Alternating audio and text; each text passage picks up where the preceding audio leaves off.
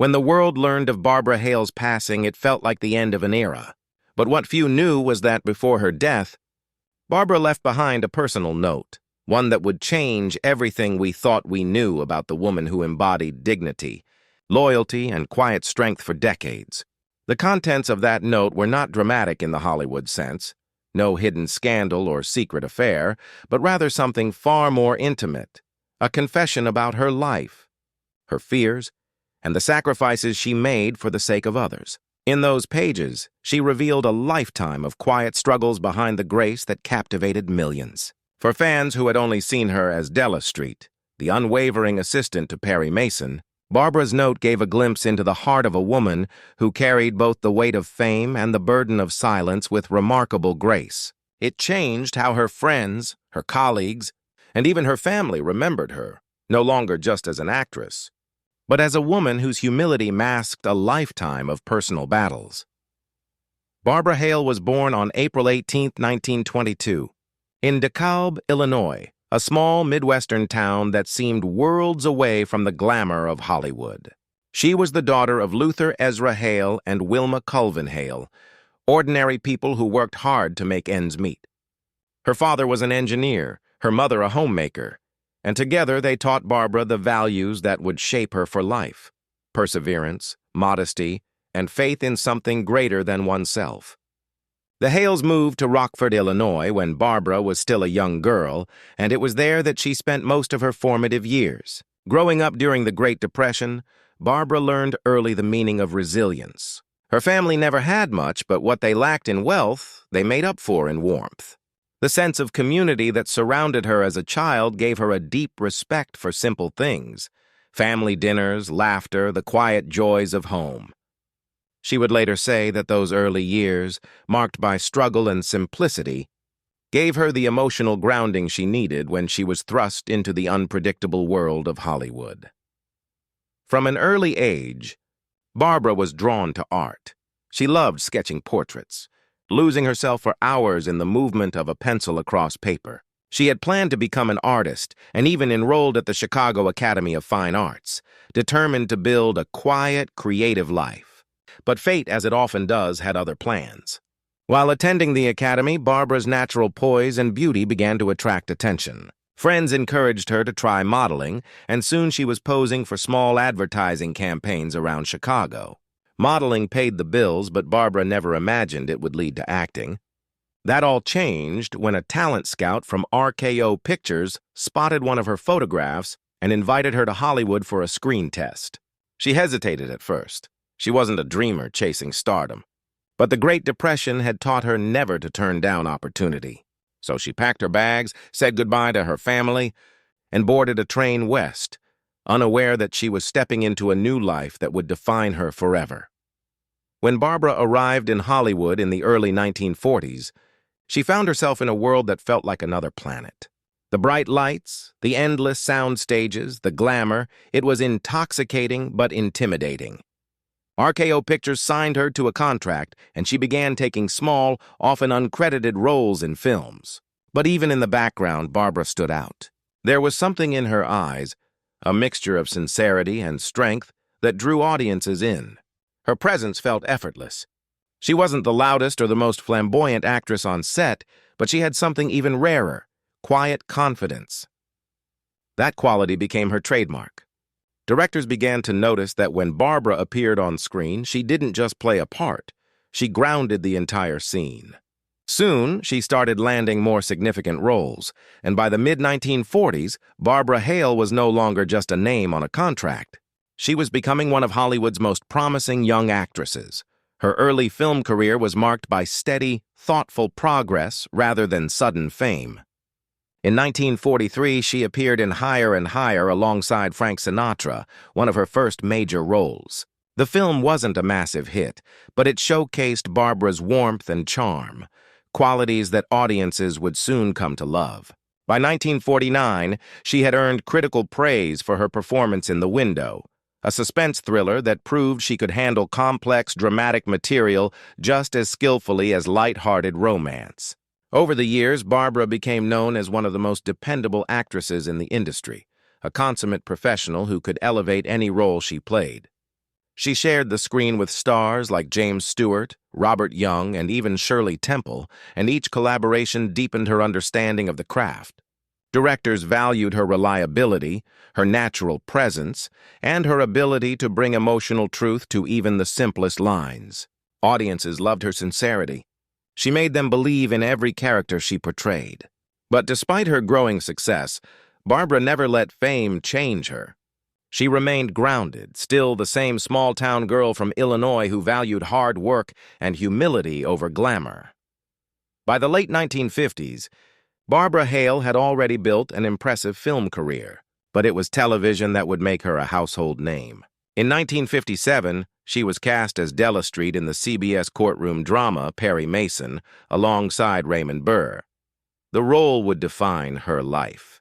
Perry Mason became one of the most iconic series in television history, running for 9 seasons from 1957 to 1966, and eventually spawning dozens of television movies. Barbara's portrayal of Della Street was groundbreaking for its time. In an era when women on television were often portrayed as housewives or love interests, Della was different. She was intelligent, composed, and essential to the show's success. Della wasn't just Mason's secretary, she was his confidant, his equal in intellect and intuition. Barbara brought warmth and quiet strength to the role, making Della Street one of the most respected female characters on television. Audiences admired her professionalism, her grace, and her understated power. She was proof that femininity and intelligence could coexist beautifully on screen. Off-screen, Barbara developed a close friendship with her co-star Raymond Burr. Their chemistry was undeniable, but what made it special was the genuine respect and affection they had for each other as people. In interviews, Barbara often spoke fondly of Burr, describing him as one of the kindest and most generous men she had ever known. They shared a bond built on trust and mutual admiration, a partnership that lasted decades. Together, they shaped Perry Mason into something more than just a legal drama. It became a story about loyalty, justice, and unspoken emotional connection. When Raymond Burr passed away in 1993, Barbara was devastated. She later admitted in her note that she had lost not just a co-star, but a true friend, someone who had understood her better than almost anyone else in Hollywood. That loss, she confessed, left a void she never fully recovered from. Barbara's work on Perry Mason earned her critical acclaim and the recognition she had long deserved. In 1959, she won the Primetime Emmy Award for Outstanding Supporting Actress in a Drama Series, a rare honor for a woman in that era. But Barbara was never one to bask in fame. She was modest, almost to a fault, preferring to let her work speak for itself. When the original Perry Mason series ended in 1966, she could have retired comfortably, but she continued acting in television movies, guest appearances, and other projects. She reprised her beloved role as Della Street in more than 30 Perry Mason television films from 1985 to 1995, remaining a symbol of integrity and grace throughout. Audiences who grew up watching her in the original series found comfort in seeing her again, unchanged in spirit even as the years passed. Her face carried the wisdom of time, but her eyes still had that familiar spark of kindness that had made her so beloved. What few people knew, however, was that behind Barbara's serene public image was a woman who often struggled with self-doubt and loneliness. Hollywood could be an isolating place, even for someone as respected as she was. Her note revealed that there were moments when she questioned whether she had sacrificed too much for her career, whether the price of her success had been her own happiness. She spoke of missed opportunities, of friendships that faded, of days spent on set when she longed to be home with her family. Yet she wrote that she had no regrets, because through her work, she had touched people's lives in ways she never expected. Letters from fans, she said, were her greatest reward. People told her that Della Street had inspired them, given them courage, shown them that women could be strong and smart and still kind. That, she wrote, was her true legacy. Not the fame, not the awards, but the quiet influence she had on those who saw something of themselves in her. Barbara Hale's personal life was as steady and devoted as the character she played. She married actor Bill Williams in 1946, and together they raised 3 children. Their marriage was one of Hollywood's rare success stories, built on loyalty, mutual respect, and shared values. Their son, William Catt, would later follow in his mother's footsteps, becoming an actor best known for his role in The Greatest American Hero. Barbara's children often described her as loving but disciplined, a mother who balanced warmth with wisdom. She made sure her home was a place of stability, even while juggling the demands of fame.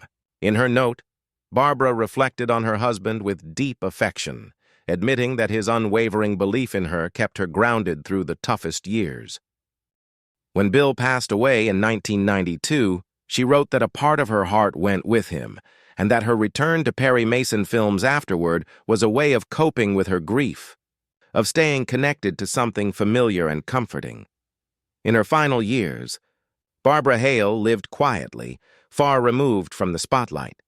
She spent her days surrounded by family, reading, painting, and reflecting on the long, extraordinary journey that had taken her from a small-town girl in Illinois to a Hollywood legend. Yet she never saw herself as a legend. "I was just doing my job," she once said. "I was lucky to work with good people."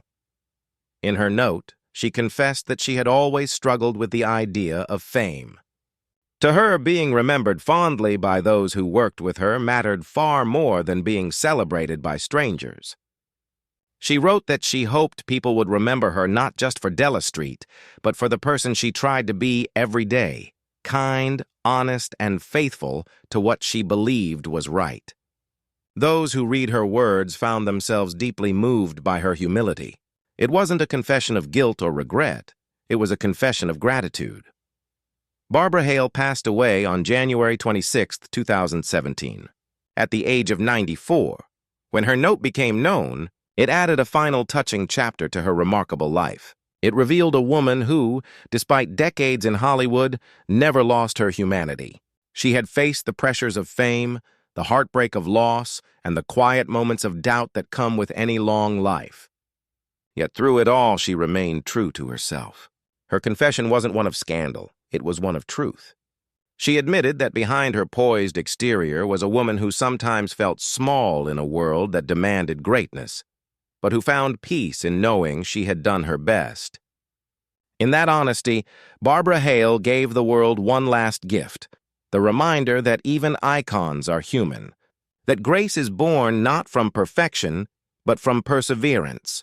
Today, when fans watch old episodes of Perry Mason, they still see Della Street standing faithfully beside her boss, offering quiet wisdom and unwavering support. But now, with the words of her final note in mind, they see something more. They see Barbara Hale herself, a woman who lived with integrity, who carried her burdens silently, and who, even in her final confession, chose to speak not of pain, but of love. Her story endures not because of the fame she achieved, but because of the truth she embodied, that sometimes the most powerful lives are lived in silence, and the most meaningful confessions come not from guilt, but from gratitude.